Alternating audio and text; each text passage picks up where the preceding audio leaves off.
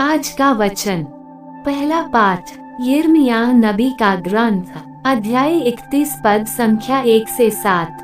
प्रभु की वाणी ये कहते हुए सुनाई पड़ी, मैं उस समय इज़राइल के सब वंशों का ईश्वर होऊंगा और वे मेरी प्रजा होंगे। प्रभु ये कहता है, जो लोग तलवार से बच गए उन्हें मरुभूमि में कृपा प्राप्त हुई। इज़राइल विश्राम की खोज में आगे बढ़ रहा था, प्रभु उसे दूर से दिखाई पड़ा। मैं अनंत काल से तुमको प्यार करता आ रहा हूं, इसलिए मेरी कृपा दृष्टि निरंतर तुम पर बनी रही। कुमारी इज़राइल, मैं तुम्हें फिर बनाऊंगा और तुम्हारा नवनिर्माण हो जाएगा। तुम फिर हाथ में डफली लेकर गाने बजाने वालों के साथ नाचोगी। तुम फिर समारिया की पहाड़ियों पर दाखबारियां लगाओगी और जो उन्हें लगाएंगे वे उनके फल खाएंगे।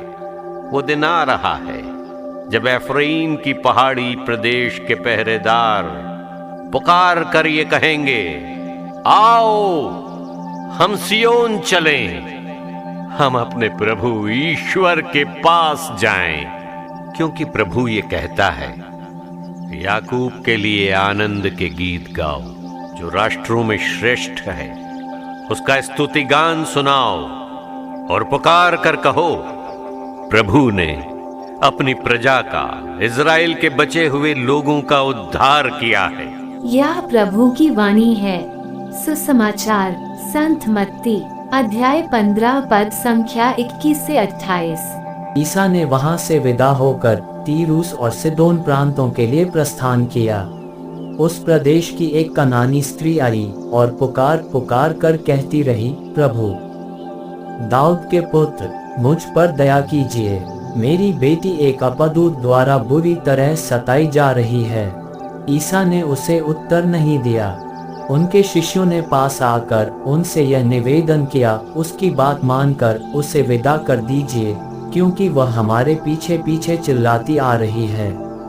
ईसा ने उत्तर दिया, मैं केवल इस्राएल के घराने की खोई हुई भीड़ों के पास भेजा गया हूँ। इतने में उस स्त्री ने आकर ईसा को दंडवत किया और कहा, प्रभु मेरी सहायता कीजिए। ईसा ने उत्तर दिया, बच्चों की रोटी लेकर पिल्लों के सामने डालना ठीक नहीं है। उसने कहा, जी हाँ प्रभु, फिर भी स्वामी की मेज से गिरा हुआ चूर पिल्ले खाते ही हैं। इस पर ईसा ने उत्तर दिया, नारी तुम्हारा विश्वास महान है, तुम्हारी इच्छा पूरी हो। और उसी क्षण उसकी बेटी अच्छी हो गई। यह प्रभु का पवित्र सुसमाचार है। आमीन। आज का चिंतन, उत्पत्ति ग्रंथ में हम पाते हैं कि ईश्वर ने मनुष्य की सृष्टि की, न कि जाति धर्म पर की। आज यीशु की बात, मैं केवल इस्राएल के घराने की खोई हुई भेड़ों के पास भेजा गया हूँ, अवश्य ही हमारे मन में विभिन्न प्रकार के प्रश्नों को जन्म देते हैं।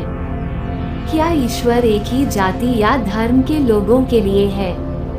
गहनता से विचार करें तो हम पाएंगे कि हम सभी ईश्वर की संतान ही तो हैं। बहुधा हम धर्म या ईश्वर की राहों से भटक जाते हैं, शायद एक दूसरे और ईश्वर के संबंधों को तोड़ देते हैं तथा नैतिकता से अपना मुंह मोड़ लेते हैं, और इस तरह हम ईश्वर के घराने की नहीं बल्कि दूसरे संसारिकता की भेड़ें बन जाते हैं। पहले पाठ में हम ईश्वर की सत्य प्रतिज्ञता के बारे में सुनते हैं, जहां वे अपनी कृपा दृष्टि बनाए रखेंगे और हमारा पुनः निर्माण करेंगे। यीशु ख्रीस्त ने उसी पूर्ण निर्माण को कनानी स्त्री की पुत्री को चंगा कर अंजाम दिया। इस तरह हम ईश्वर के पुत्र पुत्रियां न केवल जन्म से बनते हैं, बल्कि अपने विश्वास को प्रकट करते हुए बनते हैं, जहां हम हमेशा उनके सानिध्य की कामना करते हैं। मनन करें, कहीं हमने अपने अविश्वास के कारण ईश्वर के पुत्र पुत्रियां बनने का श्रेय खो तो नहीं दिया है। आमीन।